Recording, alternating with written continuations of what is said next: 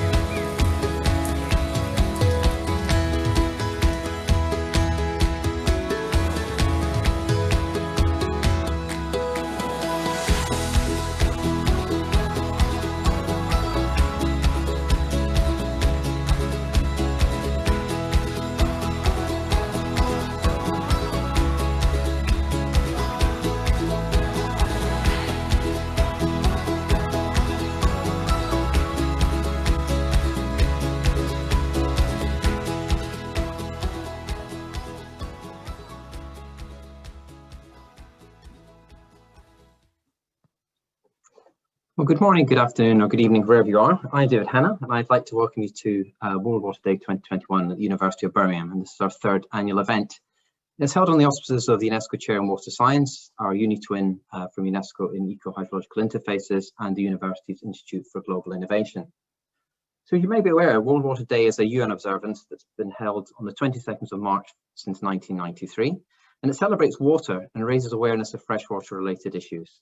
It focuses on how we can work together to tackle the global water crisis and deliver on sustainable development goal number 6, which is all about water and sanitation for all. For 2021, World Water Day is about what water means to people, its true value, how we can better protect this vital resource, and the theme and the hashtag is Water to Me.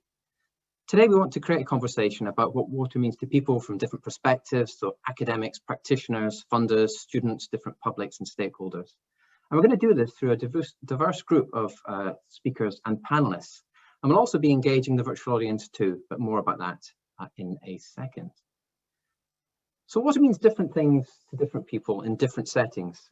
And by sharing our different ways we benefit from water, we can value it properly and we can safeguard it more effectively for everyone. It's because without sustainable access to water, we're unable to achieve the goals such as quality education, or the development towards a more prosperous and fairer society. So valuing water appropriately is key to achieving the UN's global goals. As you may know, in 2020, the UN marked its 75th anniversary, and as part of that, it launched a global consultation on hopes and fears for the future and the priorities for international cooperation, particularly the priorities for the United Nations. As part of that, over 1 million people responded, and as you might expect during a global pandemic, the immediate priorities of respondents were all around basic services such as water, sanitation, healthcare, and education. But looking over a longer time window, our inability to stem the climate crisis and destruction of the natural environment were the respondents' overwhelming concerns. And at core to all of these, both the immediate and the longer term goal, is water. And I think you'll all agree, the last year has really demonstrated like never before how closely our health, well-being, our livelihoods are interlinked to water. The shortages of water, how important they are, the access to basic infrastructure, and also thoughts around conflicting demands for water from different users and even within individual households. So the theme of this year's UN World Water Day, Water to Me, could not be more timely, as it's recognised the very individual nature of our relationships, as we recognise our very individual relationships with water. What we're hoping to do is to stimulate a conversation today about how we view water individually, but also how we consider it jointly. What are our water needs? What are our values? What are the similarities and conflicts we had with others? And to think about how we can work towards a more collective and global vision for water. That is, as the slide shows, we need to think about transitioning from water for me to water for all.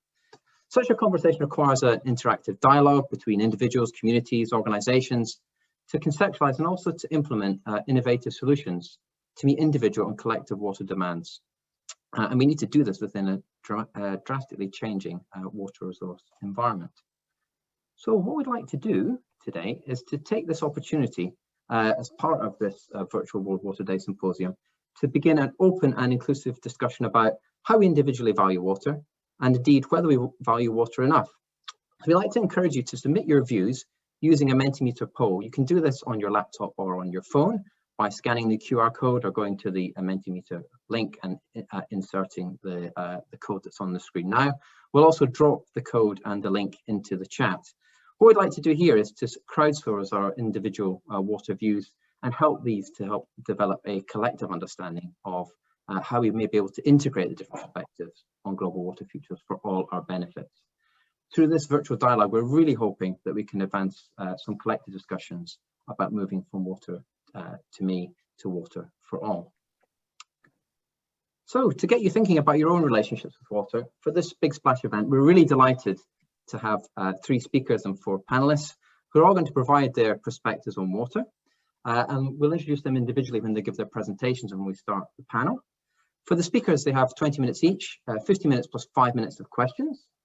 So please drop your questions into the question and answer box or chat for them there. The speakers will fill the first hour, and then we'll move on to the panel discussion, and each panelist will give a 5-minute overview of their perspective, and then we'll open for questions and discussion. We're going to try and share the audience reactions to the Mentimeter poll as we go, so the audience are going to be active participants. And we're going to broadly organize, to give you a heads up, the questions and discussion around 3 themes. So different perspectives on the value of water, emerging issues, and ways forward to move from water to me to water for all. So the direction of the discussion is very much going to be up to the audience. So please engage and provide your input in terms of raising questions. So without much further ado, we'll move on to our first speaker, and it's a great pleasure to be able to welcome Peter Gleick. He's a hydroclimatologist and co-founder of the Pacific Institute, one of the world's leading research institutes addressing global freshwater sustainability issues. He's a member of the US National Academy of Science, a MacArthur Foundation Fellow, and probably best known as a really leading communicator on water and climate issues. He's also 12 books and countless journal articles around the themes of water, climate, environmental security and sustainability. And we're very much looking forward to hearing Peter's perspective on, as you see on the screen, a transition to freshwater sustainability. So Peter, the floor is yours. Thank you very much. I hope you can see my screen. Let me welcome everybody to World Water Day. Congratulations, we've made it another circle around the sun. I'm going to talk about a transition to freshwater sustainability from where we are today to where I think we want to be, that is a more sustainable future. I'm going to do this fairly quickly, and so I look forward to the later presentations. So let me start actually with a really short summary of what I'm going to say. I believe we're in a transition to freshwater sustainability from an era of unsustainable water management and use that has characterized really the last more than a century. I think this transition will be slow. I think bad things may happen from where we are today to where we want to be between here and that future transition to sustainability. And I'm going to argue that we can and we must accelerate the shift. For those of you interested in more information, there's a paper that I wrote about this idea of a transition to freshwater sustainability. The reference is there down at the bottom. But first of all, why do we need a transition? Now, maybe for this audience, this is not necessary, but I believe we're in a freshwater crisis worldwide. We have a failure to meet basic human needs for water and sanitation for hundreds of millions, if not billions, of people. We have ecological problems associated with our use of fresh water, our extraction of water from the natural environment. We have water quality problems from industrial wastes and human wastes. We still have enormous numbers of water-related diseases associated with our failure to provide safe water and sanitation for everyone. Cholera, dysentery, typhoid, guinea worm, schistosomiasis, and so on. Of course, we have global climate change. human-caused climate change, which is happening already and is accelerating, and some of the worst impacts will be on our water resources. And finally, we have political conflict over water. Conflict is growing, violence associated with water resources is growing, attacks on water systems are increasing. All of these are components of the current freshwater crisis, and they're all, quite obviously, to me at least, reasons why we need a transition to a different kind of a future. So what are resource transitions? Well, there are fundamental shifts in a policy or a belief system or a technology or an institution or a management strategy from one condition to a new condition associated with natural resources. Transitions can be fast, they can be slow, they can be linear, they can be non-linear. There may or may not be a distinct threshold marking a change, but resource transitions happen, in fact, quite often, and often we're unaware of them. The conditions leading to resource transitions include, for example, a change in physical or natural conditions, and I'll talk a little more about some of these in a moment. Unusual trends when we pass a threshold or a tipping point in something that makes us start to do something different or start to think about things in a different way. A change in demographics or technology or economics, a change in social preferences, exposition of a new paradigm, a new way of thinking about a problem can lead to a transition. Strong leadership or policy entrepreneurs can sometimes stimulate changes that lead to transitions. Or crises. And of course, crises in the water area, in my opinion, are one of the things driving us to a transition in fresh water. But I'd also note that not all transitions are in the direction of good news. They're not all in the direction of sustainability. When we shifted from wood to coal more than 100 years ago in our energy system, that was not, it turned out, in the long run, a good transition for sustainability. When we run out of surface water and we shift to a reliance on groundwater, that sometimes cannot be a sustainable transition in the long run. And so let me talk about some of these in a little more detail. Change in physical or natural conditions, for example. Maybe the most significant one facing the planet today, of course, is global climate change. This is a graph that shows 800,000 years of atmospheric CO2 based on ice core records 800,000 years ago on the left side of the graph. And it shows the ups and downs of natural climatic variability. But it also shows where we are today, with over 415 parts per million of CO2 in the atmosphere and rising rapidly. This is a fundamental change in a physical condition driven by humans. These changes are way outside of the realm of natural variability. And this is the signal of climate change. This is the thing that is driving a fundamental change in our global climate. And here's another example, more specifically for ecosystems and freshwater ecosystems. This is a graph that shows the temperature in the Sacramento River, the largest river in California. And it shows it for a period when we were experiencing very severe drought in May, June, July, August of 2014. And it shows the temperature going up and down a little bit. And then in late August, the temperature rising very dramatically. That was a physical change in the temperature of the Sacramento River. And the red line here is actually the lethal threshold for Chinook salmon, which is an endangered species of fish on the Sacramento River. And you can see we had an abrupt transition, a physical transition, away from conditions suitable for the Chinook salmon. And we had an enormous kill of salmon. 95% of the winter run Chinook salmon died in 2014. Not, as you might imagine, what we want to see for an endangered species. An example of unusual trends and tipping points and thresholds, again for salmon. This is the winter run population of the Chinook salmon from 1970 up until 2016. And you can see the plummeting population in the 70s and 80s as our water systems basically became less attractive, less suitable for salmon. And the transition that I've marked here is actually a political transition. We created the Endangered Species Act, the most important law in the United States protecting endangered species, when we saw this transition from the population of a healthy population of Chinook salmon to one endangered with survival. That was a political transition.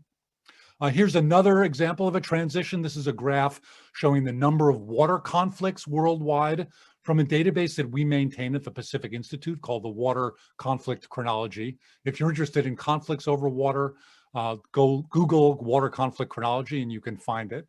And what it shows is a very abrupt increase in the number of violent events associated with water. Water is a trigger of conflict. Water is a weapon used during conflict. Water is a casualty of conflicts that start for other reasons. And this is an example, as I mentioned earlier, of the growing violence associated with water resources worldwide, a very worrisome trend, and again, an indication of the crisis we're in. Changes in demographics or economics are important for driving transitions. And here's an important example. This is global urban and rural population. Before about the year 2005 or 2008, actually, the majority of the people on the planet were rural and the minority were urban. And then in 2008, we had a transition, a very rapid transition. And today, the majority of the world's population is urban. And urban populations are growing much more quickly than rural populations. And of course, the water implications, the water challenges for urban populations and rural populations are quite different. Obviously, we need to meet basic needs for water and sanitation for everyone, but the kinds of institutions that we want to apply, the kinds of economics and financing that are necessary, the kinds of technology that are necessary are different depending on these kinds of demographic factors. Changes in technology, of course, are important. Here's another example. This is the cholera rates in the United States from the year 1900 up until about 1960. But what it really shows is that when we started to introduce chlorination and modern wastewater treatment technology, the numbers of water-related diseases, in this case specifically cholera, in the United States plummeted. This introduction of modern technology had an enormous impact on water quality, on water and health, and there are many, many examples where water technology can play an important role in addressing the challenges that we face. Of course, political crises and social pressures are important in transitions.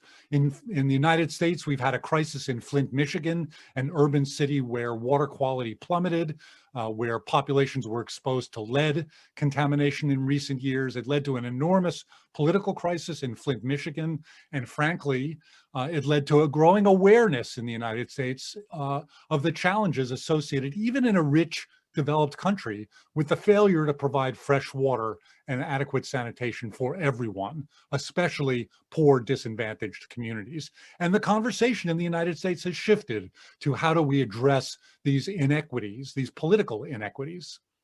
Here's another quick example. There's been a very abrupt change in the perception of using advanced treated recycled water in the city of San Diego. The red line is the number of people opposed to using advanced recycled water in San Diego from 2002 up until the present. The blue line at the top is those in favor. In the early 2000s, the vast majority of the population were seriously opposed to this idea that we could use advanced recycled water. We had a toilet to tap debate. There was discussion about water quality, but then there was an education program launched in San Diego, and those numbers switched enormously. And now people have a better understanding of the advantages of this, of the need to use recycled water for certain kinds of water supply in California, in San Diego, and now strongly the population favors that. And it can show how a political transition with education can move forward. So all of this idea about a transition is important because we need a new path for water. We need to do things differently than we've done in the 20th century because of the crises that we still face. And so I think we need to move forward on what I call the soft path for water. And to contrast what I mean with the hard path, what we've done over the past century, what I mean is instead of building for water supply, and taking more water out of natural ecosystems and building more dams that disrupt flows of natural rivers, we need to rethink supply, like wastewater treatment and reuse, instead of taking more water out of natural systems. Instead of satisfying projected demand, We need to rethink demand, and especially we need to focus on water use efficiency and doing more with the water we already have. The hard path thought of water only as an economic good, but water is both an economic good and, as the UN declared in 2010, a human right. The hard path says we have centralized water treatment systems. We treat water to one water quality that is potable, and then we use potable water for our lawns and we use it to flush toilets. But the soft path says match water quality of the supply we have to the quality of the need. We don't always have to have high quality potable water for every need. Let's match supply and demand in terms of quality. The hard path gave no thought to ecosystem water needs or health, with the consequences for ecosystems that we've seen. And the soft path says we have to protect ecosystem needs and health as part of human uses of water. And finally, the hard path says, let's have centralized management, let's have limited public participation. But the soft path says we have to have community participation. We need more flexible water institutions than we had. And we're on this soft path now. The good news here is that we're in a transition to a sustainable water future. This is a graph that shows reservoir capacity construction in California from 1850 to the present, although I would note the global graph is very similar. And it shows the vast increase in the use of technology, in a sense, building big dams. But it also shows that we're in a transition. We're no longer building big dams in California because we've built on all the good spots on rivers and many not so great spots on rivers. There's more awareness of the ecological problems with big dams. There's more awareness of the economic challenges of big dams. And there's more awareness that there are alternatives to supply, soft path options for supply that make more sense. We're starting to treat and reuse wastewater to recharge groundwater and to meet other demands. We know that we can capture and use more storm water without taking more water out of our rivers and overdrafting groundwater. We know that we can desalinate the ocean's water. 97% of the world's water is salt water. It's too salty to use unless we desalinate it. But we have technology to desalinate salt water. It's expensive. It's environmentally challenging. It's not my option of first.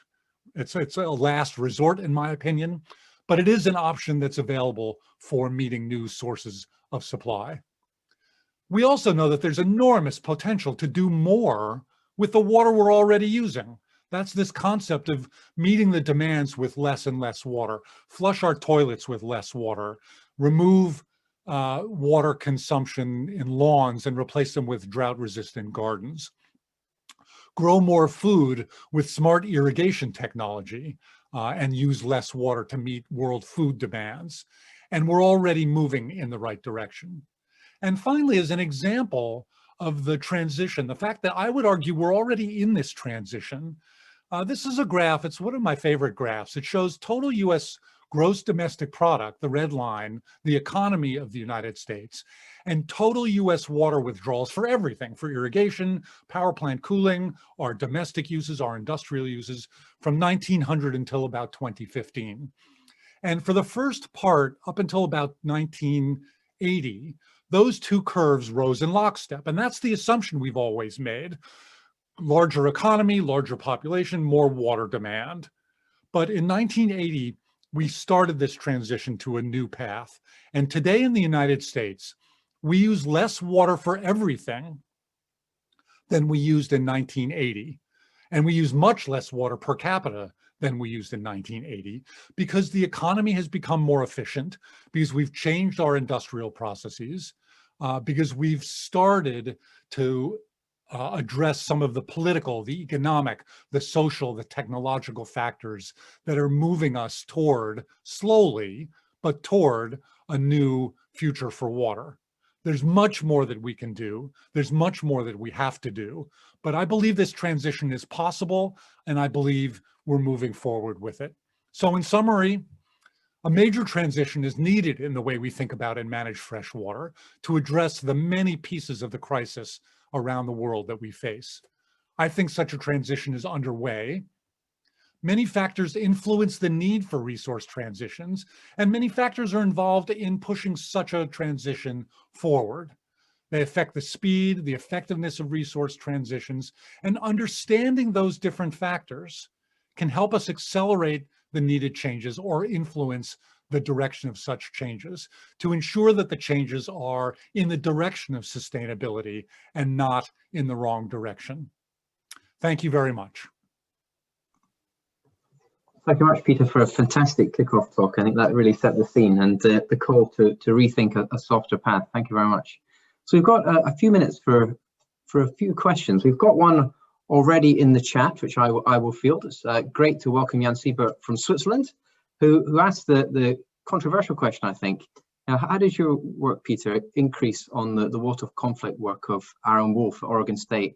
And the suggestion there is that he stated that conflicts are not increasing. So how do you contextualize those? So Aaron is a long-time colleague and friend of mine. We've written papers together. Aaron's argument is that there is much more cooperation over water than conflict. And I agree completely with that. And of course, I wish there were more cooperation over water. Aaron and I really don't disagree. The part of the issue is how you define conflict. The water conflict chronology that we put together is any violent event associated with water that leads to injuries or deaths. It's not just large-scale interstate conflict. And in fact, if you look at the writings that I've done about the database, a very large number, an increasing number of the conflicts that we've recorded are not country versus country. They're riots over access to water during a drought. They're attacks on water systems during conflicts that start for other reasons that are not water conflicts, but are traditional conflicts, but where water systems and civilian water infrastructure is attacked. And the reality is we've just seen a very large increase over recent years in the number of those conflicts. And the strategies that we typically think about, agreements between countries on shared watersheds, first of all, those aren't adequate because there are many watersheds that have no such agreements, like, for example, the Tigris and the Euphrates. But many of the conflicts are not addressed by the large kinds of political agreements that we think about when we want to reduce conflicts over water. There are small-scale issues associated with control or access over water. So that's sort of quickly how I would describe the situation. Yeah, okay. And another theme coming in through the chat is, you mentioned in terms of rethinking the soft path, that one of the elements to me seemed to be around more decentralized governance. How do you think we're doing with that, and how you talked throughout your talk about accelerating the pace of change? How do we manage to empower people to do that? So in some ways, the management issue may be one of the most complicated, because we have institutions that have been created more than a century ago. They're sort of embedded in the way we think about and manage water, and it's hard to change institutions. Institutions change very slowly, whereas sometimes technology can change very quickly. But I described the global water crisis. In many ways, of course, water is a local issue. We have to think about our local institutions, the way our local water agencies are controlled and managed, the way public participation is set up, the way communities can involve themselves in making decisions about different kinds of water strategies or different kinds of water economics or different kinds of applications of technology. We have big institutions, we have little institutions. It's a great question. It's a complicated one because of the complexity of institutions. But I do believe there is also a shift in institutional thinking, in part because what we've been doing hasn't really worked to the extent that we would like it to have worked. And so we are seeing examples of communities getting involved in decision-making around water. And I think that's an important step forward. Great. Thank you, Peter. And we're going to move on to our next speaker. And it's I'm very excited now. Thank you very much, Peter. Excellent. I'm very excited to welcome Nandita Basu, who I think, according to the TUSPHERE, is now a full professor at University of Waterloo. So congratulations on that. She's there, the University Research Chair in Ecohydrology and Water Sustainability. She's also probably well known to you as the Editor-in-Chief of Journal of Hydrology and is a member of the Royal Society of Canada's College of New Scholars. Nandita's work is varied. She works on watershed hydrology and biogeochemistry. Her interests range from water in a range of human impacted systems, from looking at nutrients in intensively farmed landscapes in North America, to elements of water pollution in India, to aspects of water quality and wildfires. So she uses a range of exciting and blended tools from environmental science and engineering to underpin increasing our knowledge to sustainably manage water resources. And as you'll see on the slide, we're excited to hear a talk now about water quality challenges and opportunities, a scaled issue, I think, from the local to the global. So Nandita, the floor is yours. Thank you so much, David. Good morning, good evening, good afternoon to everyone. Happy World Water Day. I would like to talk to you today about water quality, a topic that is really close to my heart. I grew up in a city called Kolkata in India, where water quality and challenges associated with water quality was intertwined with our daily lives. We used to have piped water in our houses, but we would never make the mistake of drinking it. Drinking water was from a tube well that we had to walk 10 minutes to get water from every day. When I moved to North America, one of the biggest adjustments was to not be afraid to turn the tap on and get my drinking water.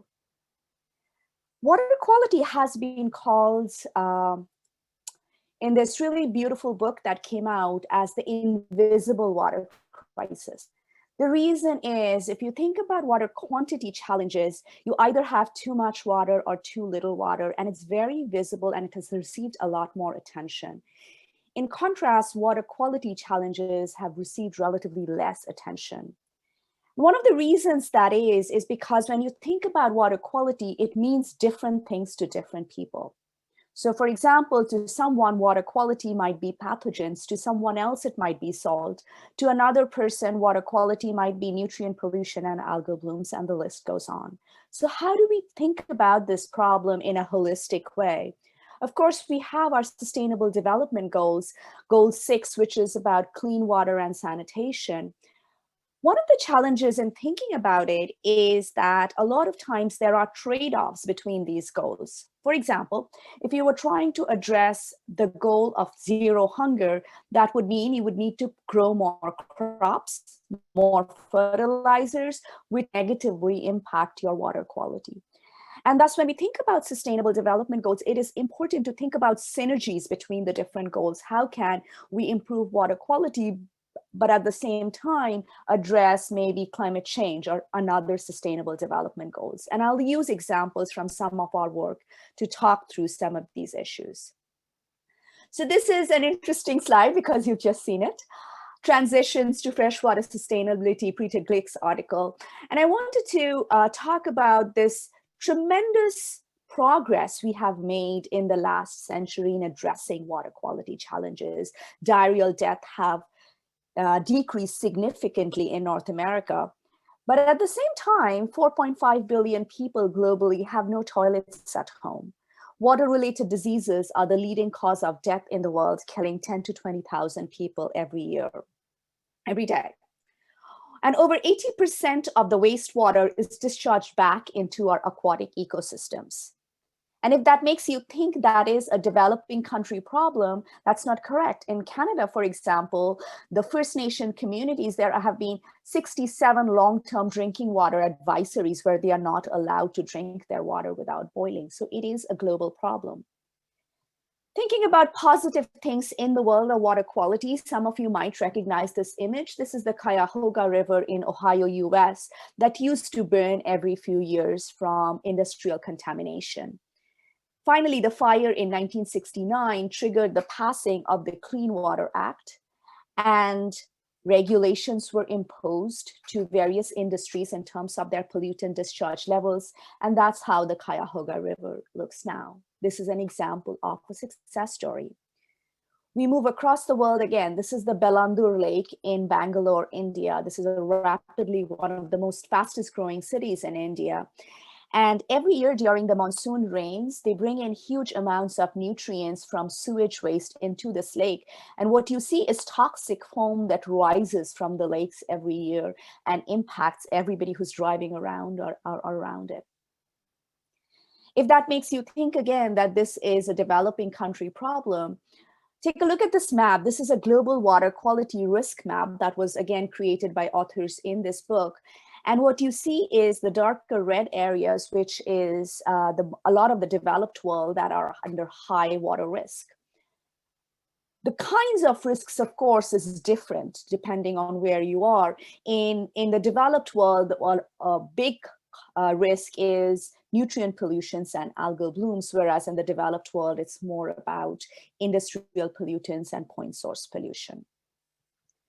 Algal blooms is what a lot of the research in our group focuses on. Here we are talking of excess nutrients, nitrogen and phosphorus, that runs off from our agricultural areas and contaminates waterways, both freshwater system as well as coastal systems. It leads to tremendous impacts, both economic impacts in terms of fish kills, but also beach fouling and drinking water impacts. Some of these algae are also harmful. They produce toxins, and so you have drinking water issues arising from that. Apart from nitrogen and pollution, of course, we have seen an exponential increase in various synthetic chemicals, from pharmaceuticals to pesticides to microplastics. And we are yet to understand the full impact of these pollutants in the environment.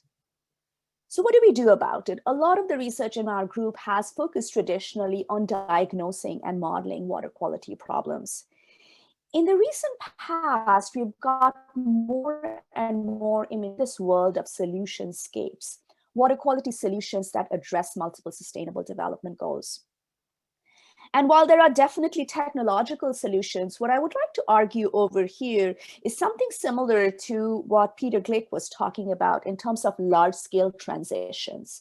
Technological solutions do exist, but what we need is a larger scale policy and regulatory framework. What we need is incentive structures that allow widespread adoption of these solutions. And I will use two examples from our research to show the potential of these large-scale shifts to improve our water quality. So I'm going to start with the example of algal blooms. Again, these are harmful algal blooms, are regular algal blooms that happen every summer in the lake. Going into the mode of diagnosing the problems, we've been looking into what causes these algal blooms, and phosphorus from the Lake Erie Basin is one of the main culprits. What we did is a 100-year mass balance of phosphorus inputs into the lake. And the main thing that I want you to see over here is the blue region in the bar graph. And that's the manure input. So the main takeaway from here is that animal manure is a big source of inputs of phosphorus into the system. And again, this is not a regional problem. This is a global problem. Globally, animal manure is one of the biggest polluters that you can imagine. It pollutes both the waterways, but also manure left on the fields emits greenhouse gases. So it has air pollution and greenhouse gas impacts. The reason animal manure is such a big problem is because our agriculture has changed significantly. It has gone from this, where you had a few cows grazing in the pasture, to something that looks like this. Concentrated animal feeding operations that generate huge amounts of manure, and without appropriate regulatory structures or framework to dispose of this manure, it's dumped onto fields near these regions, causing a big source that pollutes our waterways. Now, in terms of solutions, there are technologies, biogas technologies that can take this manure and convert it into biogas. And that has, again, multiple benefits. If you think about it, biogas is increased power generation. So that has both social and economic benefits. You also reduce greenhouse gas emissions, first because you are providing an alternate energy source, and second, because manure left on the field emits methane and other greenhouse gases. On top of that, you're also improving your water quality. So again, it's a win-win-win situation. And of course, it's not a new solution. There's multiple case studies, if you look around, where you have cases of livestock operators that have adopted biogas plants. Here's one example from Quebec, where this particular livestock operator generates enough electricity to power 1,000 to 1,200 homes. The solutions do exist, but what is needed is a large-scale adoption of this solution. So what we were doing in this, and this was kind of a proof of concept study, where we asked the question, if we recoupled the nutrient economy, if we evaluated the feasibility of biogas operation at a more regional scale. So in this case, what we did is at the scale of US, we said, what are the sources and sinks of phosphorus? So the green are the sinks and the purple are the sources. And based on that, we did a spatial optimization to say what is the density of biogas plants you need and what are the trade-offs associated with the transportation costs and the operation costs, and how can you optimize the system. Of course, now if you move around the world to India again, well, cow patty, cow dung, and its use in biogas is but it is still used more in the rural areas. If you think about the Bangalore example that I gave, where wastewater from high rises was causing most of the pollution, can we think about decentralized biogas, bioenergy generators to be able to tackle this problem? And this will address both water quality and greenhouse gas emissions. Of course, it's not a silver bullet, right? So if you have to think about it in a holistic way, you have to regulate these concentrated animal feeding operations. You have to incentivize biogas, and you also have to change diets to an extent, because increase in animal production will cause these impacts. So I'm going to jump in my last 5 minutes to yet another solution scape that we've been thinking about, specifically wetlands. And here again, this is a solution that is not a new solution. We all know wetlands retain excess nutrients and improve water quality. What our research group focuses on is to think about in wetlands to wet landscapes, or landscapes that are made up of multiple wetlands. And what we are asking in this case is how do these wet landscapes look? How have humans changed them? And can we restore wetlands to optimize their functionality from multiple benefit perspective? So so we took one of those questions and we asked how much nitrogen is removed by wetlands across the continental US. So this work started at this conversation in AGU, which I sorely miss not having gone last year, where we were sitting around in coffee shops with Professor Kim Van Meter and my students, Fred and Danica, and we were asking this question. So to answer this question, we started out taking a wetland map across US and using that wetland map and some empirical relationships that we had developed, we wanted to estimate the fractional nitrogen removal at the individual wetland scale. And then we estimated % nitrogen removal potential in each watershed. So the darker purple color indicates that there is more potential. And of course, this is similar to the wetland density map. If you have more wetlands, there's more potential. But whether the wetlands will actually remove nitrogen is a function of where the sources are. And here we went in and did a mass balance across US to figure out what the sources are. The inputs are fertilizer, manure, atmospheric deposition, and so on. So that's the input map. And the darker red area means in these regions, you have more nitrogen surplus. And again, you can see there is more nitrogen surplus in the Mississippi Basin and in California. We use these two together to estimate mass removed by the wetlands. And at the end of the day, we found that wetlands across US remove 0.86 teragrams of nitrogen. What does that mean? It means that without existing wetlands, nitrogen loads in the Mississippi River Basin would be 50% higher than they are now.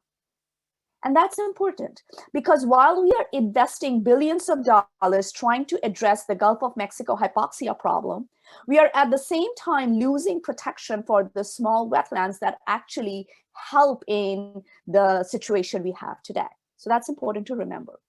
The other thing that we found that was interesting is that the nitrogen sources are decoupled from wetland location. So the green map is the wetland location, and the lower, the red one is the nitrogen sources. And if you look at it, we end up with these red areas across the country where you have high nitrogen surplus, but not much wetlands. So if you were to restore wetlands, you would restore them preferentially in these regions. So then we asked the question, how can wetland restoration contribute to improvements in water quality? And we did a bunch of hypothetical simulations. We first said, let's randomly restore wetlands across the country. Now, this is how wetland restoration happens today. It is more random. And in this case, you see that we increase 10% in wetland area, and you see more or less a uniform distribution of wetlands across the country. In our second scenario, we said we will not lose any agricultural land. So that's the second scenario, which is the most conservative scenario. And in our third, we said we will restore wetlands, but preferentially in the regions where you have high nitrogen surplus. So you see more wetlands popping up in the Mississippi River Basin. Now, if you estimate how much nitrogen would be removed, you see that, of course, in your targeted restoration case, you see the maximum removal. What is important to note is that targeted wetland restoration can reduce 40 times more nitrogen than non-targeted restoration. And of course, this comes with an additional cost, but the cost of targeted restoration is only double the cost of non-targeted restoration. So it's important to recognize the value of the targeted restoration in terms of addressing some of the water quality goals. So in terms of the Mississippi River Basin, that indicates that a 22% increase in wetland area could result in approximately a 40% decrease in nitrogen loads, bringing us much closer to the policy targets for the Gulf of Mexico. And again, wetlands also sequester carbon and provide other ecosystem services. So by addressing wetlands, we are also addressing multiple sustainable development goals. So to summarize, water quality problems are wicked problems.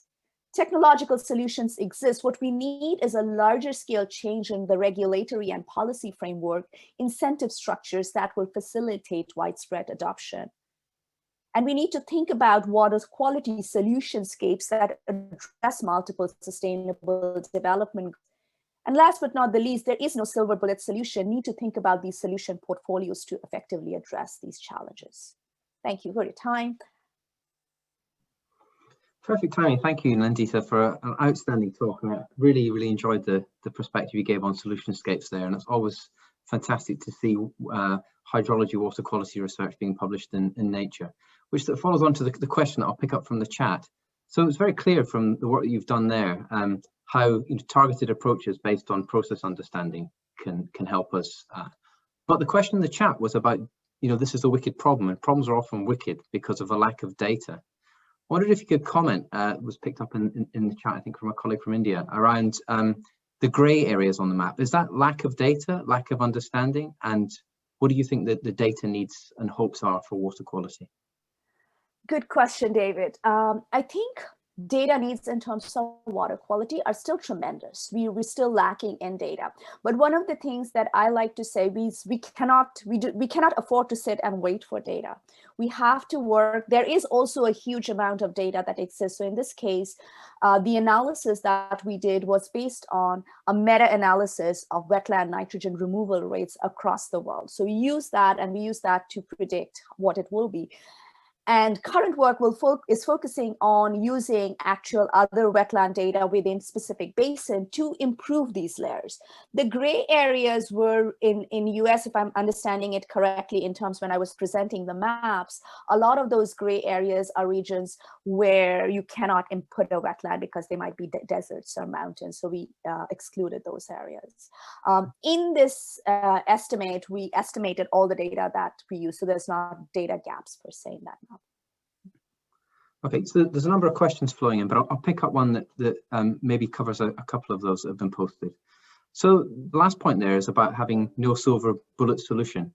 So there's a query: how do we go about evaluating trade-offs, for example, expanding the area of wetlands and potential for a malaria risk, for example? And I think the answer is in the question. I think we need to at least quantify the trade-offs to begin with, right? The job I think we have as scientists is to put numbers on the trade-offs. And then it is the policymakers and a bigger picture, and there where a lot of other factors come in, to say what decisions we finally make. But at this time, I struggle to think, at least in the wetland world where I've been working a little bit, is we don't even have real numbers to say what those trade-offs are. And once we have that, I think then we can start talking about. Yeah, I think that's a great answer that will feed into the panel discussion about how we go about quantifying and valuing things. Thank you again, Nandita. And we'll move on now to our final speaker before we flip to the panel.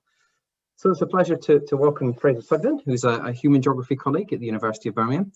So Fraser's written quite extensively around issues around shifting class, gender, and generational relations in relation to agriculture and water. He looks at this interaction between contemporary environmental, political, and economic stresses. He joined us at Birmingham in 2017 as a senior lecturer, but before that, he was based at the International Water Management Institute in Kathmandu, where he led the program for Nepal. He's conducted extensive fieldwork, and actually I thought he was in Nepal, but he's just returned to Birmingham today. In rural environments in both South and East Asia, largely a focus on Nepal and on the Eastern Gangetic Plains. I think he was based there for nearly a decade. His research is very sort of interdisciplinary and involves really strong engagement with partners, both in terms of civil society and organisations at the grassroots. So we're very much looking forward to Fraser's talk, which is going to focus on overcoming the crisis of groundwater access in the Eastern Gangetic Plain. Fraser, over to you. Unmute myself. So thanks. Pleasure to be here today. So thanks, David, for the introduction. So just to give a bit of a background here. So as you all know, like Sustainable Development Goal 6, is ensure availability and sustainable management of water and sanitation for all. And one thing which I always thought was kind of lacking in SDG 6 was this issue of access to water. Availability of water is fine, but that doesn't necessarily translate into water access, or even if water access is there on paper, is often not there in reality in the grassroots. And you see this particularly, and while there's been dramatic improvements in terms of freshwater access, as we've seen from the last two presentations, from a sort of public health perspective, what we've also seen is with groundwater irrigation in particular, or actually irrigation more broadly, but particularly groundwater irrigation, access is often doesn't come alongside availability. Now, groundwater is supported essentially a transformation in agriculture in many parts of the world, and you see this particularly in South Asia, where groundwater is very different from kind of surface water, such as canal irrigation, which are public goods, because groundwater on the whole, in most cases in the agricultural context, involves private investment, and it's not, this private investment is not scale neutral. So I think the kind of key point I'm going to make today is that solutions really must move beyond just the issue of providing the technology, providing the pumps, and just really kind of go alongside a radical transformation in the relations of production within the agricultural system. So I think this has global resonance, but I'm really going to focus on a kind of a case study today to kind of illustrate this point. And this case study is a region known as Mithilanchal. Now, this is a kind of a large cross-border cultural belt which lies within the northern part of Bihar state in India and the southern part of Nepal. And this, depending on where you draw the boundaries, this region has between 20 to 30 million people. So it's, vast area, but entirely rural, very few large cities within this region at all. So this is just kind of a nutshell of the area. This involves, this area includes some of the poorest districts of Nepal, as well as in India itself. These green dots and red dots are just the case studies where I'm drawing data from today's presentation, but this actually emerged from two projects, one which is literally just finished a few months ago, and the other which finished about 2-3 years ago. But it's about the study that we did covered both the Nepal and India side of the border, and this area is very, very similar in terms of social structure and agricultural structure, and it really is kind of relevant, and kind of issues within this area are highly relevant in many other parts, particularly of South Asia, which are kind of at the sort of very periphery of the periphery, so to say. Now, we did a study across around 12 villages in total, but I'm going to focus particularly on some villages where we actually did some pilot interventions to try and find a solution. And this is Bhagwatipur village, where one of our local partners, Saki Bihar, is based, who's been supporting us in this, but I'll talk a bit more about that later on. Within this area, I think the most striking aspect of the agricultural system in the Mithilanchal belt is the agricultural structure. So, marginal landowners, these are, people with very, very small plots of land and landless households form around about 75% of the population. According to the surveys which we did, it was pretty much 3/4 of the rural population. The marginal owner cultivators, these are very, very small farmers who maybe own maybe 0.5, usually, well, always less than 0.5 hectares of land to fit into this category. So really far below what is actually required to meet a minimum subsistence. But there was also a significant number of tenant farmers. Now, these are farmers essentially who don't own any land at all, or they perhaps own a small plot, again, less than 0.5 hectares. And the area of land under tenancy really depends on the village and the history of landlordism and the zamindari system during the colonial period and so on. So it's really very much historical and political history, but this varies from around 20 to 80%, sorry. So one of our study communities, which I've shown, around 70 to 80% of the land is under tenancy. So this is quite secure. This is quite probably one of the biggest issues within this region, because in terms of agricultural productivity, it's a huge kind of block for investment on the land. So, you know, farmers who are tenants, they experience insecure tenancy. So, for example, landlords frequently change tenants to avoid the tenant getting too much of a foothold on the land. They experience, of course, high rent. So sharecropping is still predominant here. 50% of the harvest is essentially extracted by the landowners. And this, of course, makes any kind of investment highly unfeasible and highly problematic and risky. And then there's another issue which is emerging now with kind of, particularly over the last 10 to 15 years, which is that of absentee landlordism. So these are landlords essentially moving to the cities. Now this is good in some ways, in the farm, you know, some of the kind of local level money lending and the kind of quite oppressive caste structures are dissipating as a result of that, but at the same time landlords are completely withdrawing any kind of potential investment on the land. So the land is essentially just being left as it is. Now, this region has been experiencing significant agrarian stress. I mean, across India, and as you'll know from the farmer protests taking place in the Punjab, this hasn't spared the Bihar region as well as the southern part of Nepal. Particularly, this has been accumulated since liberalization in the 1990s. Rising cost of living, monetization of the economy, you know, destruction of cottage industries, spiraling price of agricultural inputs and fuel, and really a kind of terms of trade which is increasingly stacked against agriculture. And agriculture, particularly commercially in this part of India, is not really very viable. But then at the same time, this is coupled with climatic stress. And now I think, you know, this region doesn't sort of experience cyclones, flood surges, the kind of things which you see down in the Ganges Delta. It's more of a kind of a creeping agrarian stress. So, for example, monsoons coming later, greater unpredictability. A major issue in this part of India is, and this part of Nepal, is unseasonal rain. So, you know, for example, during the wheat harvest time, there's increasing thunderstorms, which is, of course, very, very damaging for the wheat harvest. And then, of course, these, you know, dry spells within the monsoon. So the month of August increasingly is becoming very, very dry. The farmers, you know, this is the time when a crucial time for the paddy cultivation. Unless you have access to irrigation, then really agriculture is becoming increasingly challenging. So interestingly, rain-fed agriculture on the whole is becoming a thing of the past. And even in the monsoon season, when people would traditionally practice rain-fed agriculture, this really is not possible anymore. Just to give a brief history of irrigation, so, you know, up until the kind of during the colonial period and before that, during the Mughal era, you know, the only kind of irrigation was from these large surface water tanks, these kind of village ponds, and it was very cumbersome to actually take this water to the land.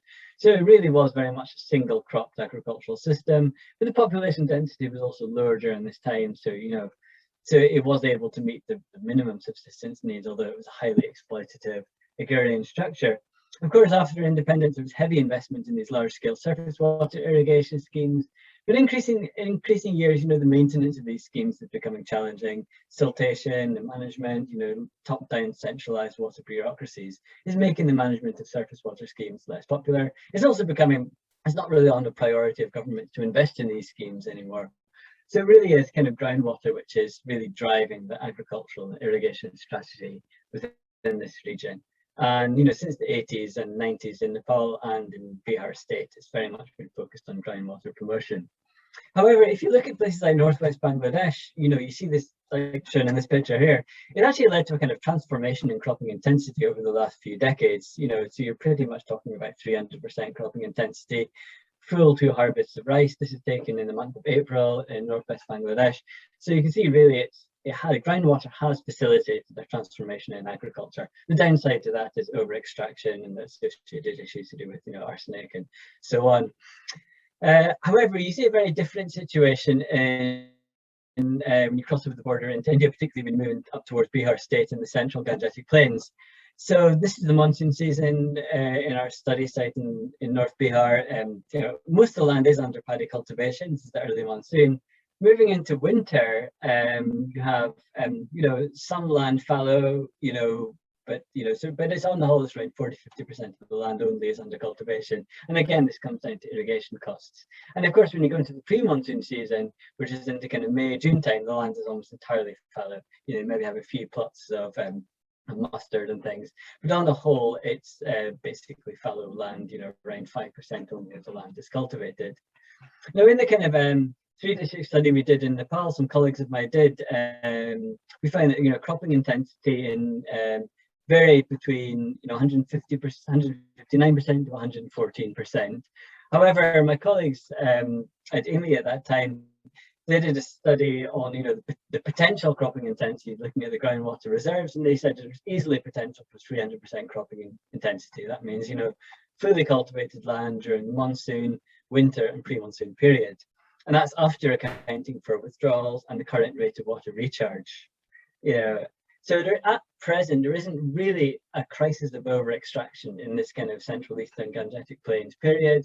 There could well be, of course, in the future if it moves towards a much more capital-intensive industrialized agriculture. But in the immediate term, there's not a crisis of over-extraction. The problem really is the groundwater is underutilized. It's because of the issue of water access. So why is groundwater underutilized? Well, firstly, as I said earlier on, very small fragmented holdings. This makes investments in tube well infrastructure unfeasible. If somebody has, a small, 0.2 hectares of land in one location, another 0.1 hectare in another location, a kind of investment in tube well is not really going to help them. It's going to be an expensive investment, and you're only going to use it for a small period of the year. Then there's the issue of tenure security. If farmers don't own the land, they're not going to dig a tube well, or they're not going to put in the cables and electrification infrastructure if they wanted to use an electric pump set. Then, of course, the cost of the pumping equipment itself, that's actually the biggest constraint. Pump sets are expensive, particularly for tenant farmers who are already, really, they're living sort of almost below food security. 50% of the harvest is giving away as rent. They're really not meeting the minimum subsistence needs on the land at all. They really can't afford to make these kind of large-scale investments. And there are subsidies around, but again, there's bureaucratic challenges. Landless farmers, if you don't have land ownership, you can't benefit from the subsidies. Similarly, women farmers often, if the husband has migrated, if they don't have access to the papers, they can't access the subsidies. Then you have the cost of diesel, weak infrastructure for electrification as well, which is also a challenge, and frequent power shortages, which have been a problem across Nepal and Bihar state in India. Just to give a brief summary of our survey from a couple of our villages in Bihar, you can see red is ownership of pump sets, blue is ownership of tube well. When you look at the large owner cultivators, these are defined as those with more than 2 hectares of land. Majority own pump sets. Some of them have a tube well, some of them use alternative water sources such as ponds and rivers. But if you look at the kind of landless labour, well, of course, not landless labour is not engaged in agriculture, but if you look at, pure tenant farmers, part tenant farmers, extremely low ownership of tube wells or pump sets. Generally less than 20% at the most, but on the whole, less than 10% of farmers own pump sets or tube wells. So that doesn't mean they don't irrigate. They do irrigate, but they do it through the groundwater market. So, for example, they rent pump sets and equipment essentially from richer farmers. But the problem they face is, again, this is another axis of exploitation alongside rent. They often experience quite arbitrary and kind of monopolistic pricing. Women in particular, whose husbands are outside, they often experience or complain of overcharging in groundwater markets. And there were also issues to do with the water tariff as well. What's actually charged for the water. Now, every pump essentially has what we call a best efficiency point. So this is essentially the engine speed where the least amount of diesel produces the greatest volume of water, or the greatest the greatest water pressure. But many of the pumps, and our colleagues who were looking at this, irrigation engineers, found that actually many of these pumps were operating well below their best efficiency point, and you often had a situation whereby engines were running at very, very low speed, and farmers were getting charged an hourly rate. So they actually weren't getting very much water, but the pump owner was able to maximize their profit. So or they were kind of operating at high speed, but wasting a lot of fuel, which was meant farmers were kind of wasting money essentially on diesel. So really there was huge inefficiency problems, and in spite of all the move towards solar irrigation and even electric pump sets, the vast majority still use diesel pumping equipment within this region. So what are the outcomes of these inequities for marginal and tenant farmers? As I said, those with less than 0.5 hectares of land, who form essentially 3/4 of the farming population. Well, the vast majority are, reducing the amount of irrigation. So, just applying water once or twice during a cropping cycle, rather than 4 or 5 times. As a result, this translates into lower yields, and we have data which can show this. I don't really have time to go into the sums now, but happy to look at the paper if you're interested. Many are just abandoning dry season cropping and focusing on migrant labour during the dry months. They are essentially, going ahead and paying for irrigation, but at a considerable expense, and this is of course resulting in rising debt and rising agrarian stress. And on the whole, this really is just contributing to, as I said, this larger process of agricultural stress and rising out-migration. So in particular, there's a feminization of agriculture. Women are increasingly taking on control while the men migrate to cities to send money back. And that's sort of become almost a kind of an equilibrium situation now in the agricultural economy.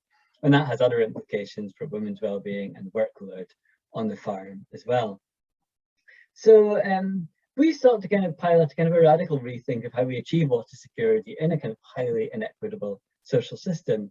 And this is through what we call agricultural collectives. Now, agricultural collectives is not a new experiment. These have been piloted in India since the 80s, but this essentially involves, the collective cultivation of land for groups of marginal and tenant farmers who essentially pool resources. So land is consolidated rather than having, lots of farmers with small plots here and there. They farm a large contiguous area of, 2-3 hectares, for example.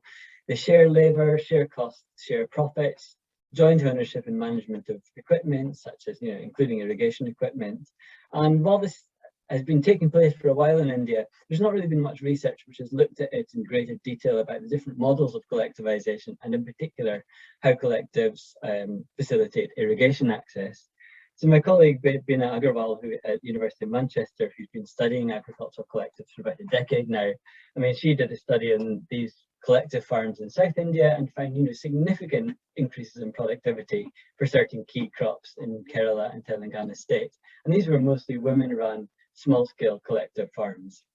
And these are, of course, a much smaller. We're not talking about big Soviet-style industrial farms. These are, really, really small-scale groups of 10 very close-knit producers who are sharing resources in effect. Now, the study we did, this ran between 2014 and 2020, really just in the kind of closing stages right now. And this is funded by ACIR, Australian Centre for International Agricultural Research. We piloted 4 different models of collective farm. The first is essentially fully collective, so pooling land, labour, resources and capital. And this takes place, the first model is on leased land, so essentially they take a collective lease from a landowner. The second essentially is full collectivization, but doing it on private land. So essentially farmers on a voluntary basis consolidate their plots together. So, you have 4 or 5 farmers, with small plots of land, they consolidate it, so you have a large area which they can cultivate together. Then there's another third and a fourth model, which essentially allow farmers to cultivate their own individual plots, but then they cooperate over, management of irrigation equipment, and they irrigate collectively. One is on, private plots, one is on leased plots. So these are, sort of 2 smaller models for farmers who are perhaps not comfortable to cultivate together. Of course, operation of a contiguous plot is by far the greatest benefit in terms of irrigation. It's much more efficient to irrigate one large area all at once rather than small separated plots. Also, shared investments. By forming a group, they can jointly invest in irrigation equipment and, of course, overcome many of the scale constraints and achieve economies of scale in this context.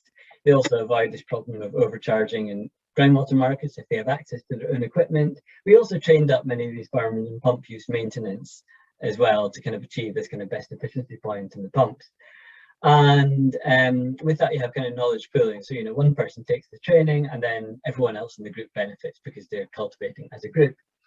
It was much easier now. Many of these women in particular who didn't have access to groundwater subsidies, they can now access these subsidies, not as landowners, but as a collective or as a cooperative, so they can register these groups. And that's a kind of a way to bypass this land ownership constraint to accessing subsidies.